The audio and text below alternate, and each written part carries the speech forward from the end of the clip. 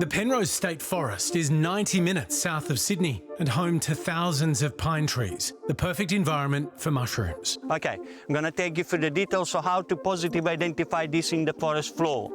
In New South Wales, state forests are the only places where people can legally forage for edible mushrooms. Come with me, let's find the first mushroom. Great!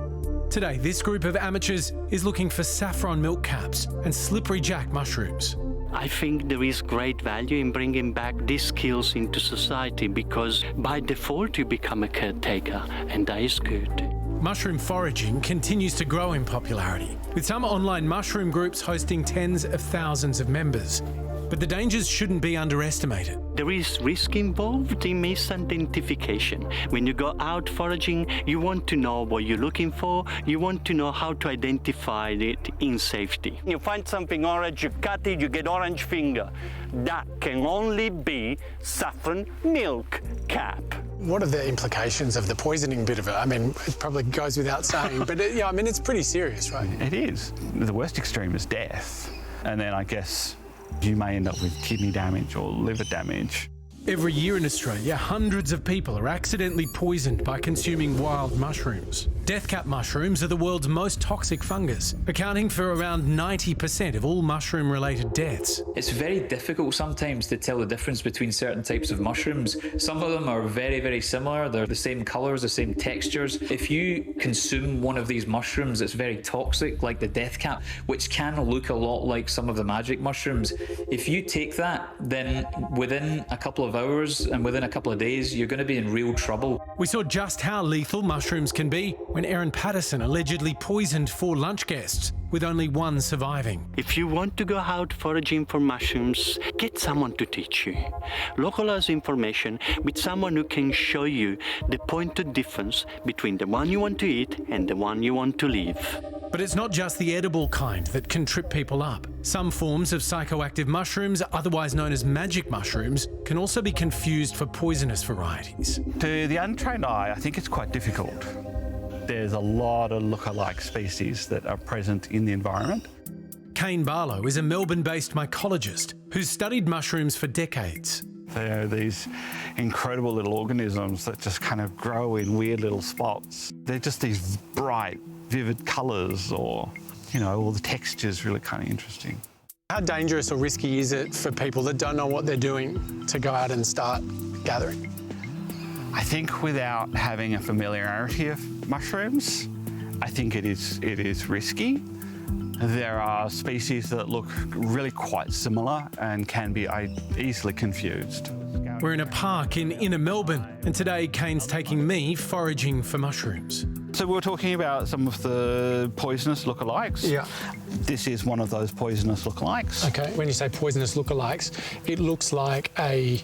It could be confused for a psilocybe mushroom. Unnervingly close to the kids' playground grow both poisonous and magic mushrooms. You don't want to eat these. And it's right at the bottom of a slippery dip in a children's playground. Yeah, that's right. How dangerous can the wrong kind of mushrooms be for children? You definitely don't want your child just picking a Gallerina, for example, because, you know, the poisons are going to have a much stronger effect. So watch out if you've got kids. Absolutely, because generally the hands go into the mouth and it, yeah, could be problematic. Magic mushrooms are a prohibited drug in Australia, so it's illegal to possess, use or sell them. But since July last year, doctors have been able to prescribe medicines containing psilocybin, the psychoactive ingredient in magic mushrooms, to help with treatment-resistant depression. But the risks of self-medicating can't be underestimated. I think it's very dangerous because some people are going to have a really bad experience. Some people might get some benefit from it, but we just don't know who's going to react in what way. And I think that can be a real problem because all it takes is that one time to pick the wrong mushroom and you could actually lose your life. And we have seen it, it's tragic. And I think that it's just such a big risk to take. Obviously, there's parts of this which are illegal, and you offer a service to help people identify mushrooms. Are you assisting illegal actions, or are you reducing the potential for things to go really wrong? How do you see that? I see this from a perspective of people are going to do this anyway. And I don't want people getting harmed by something that they feel themselves is a natural thing to do. So I feel that we're helping to educate people to minimise that risk. Back at Penrose State Forest, foragers have scored quite the loot. It's not so easy foraging for mushrooms. You really have to get in there and look for, I guess, the colour and the textures and nooks and crannies. I think it's really exciting. Like finding things for yourself where you weren't expecting to find them was really exciting. Jackpot, like when you see one and then you're like, oh my God, there's like 50 of them. We found boxes full, so we'll be definitely gifting that to friends and family, helping with their cost of living. No beef Wellington though. While some might find foraging fun, it is important to learn from an expert. What I think is the most valuable from my perspective is giving back the eyes to people.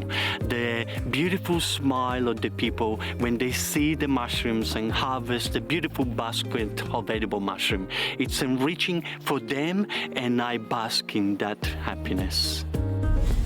Oh, Diego! He's so sweet. I know what you're doing next weekend. Well, I'll be out there foraging for mushrooms. I tell you, you truly would want to know what you were doing. But I'm interested, like, are the people who ingest it and get in trouble, do you think they're people that are looking to eat them, or do you think it's people looking for magic mushrooms? I feel like it would be people looking for magic mushrooms. Possibly a bit of both, but yeah, maybe more of the... Also, can we get a spade to that playground, please? Yeah. Can somebody dig those things out of there? Please, no? They look grabbable for kids, yes, exactly. right? And just even hearing him say, just kids touching them with their fingers and then hands putting it straight in their mouth. mouths. That's it. It's like terrifying. So what did you do with all your magic mushrooms, Sam? Corbett was asking... For a friend. Christmas party. For a friend.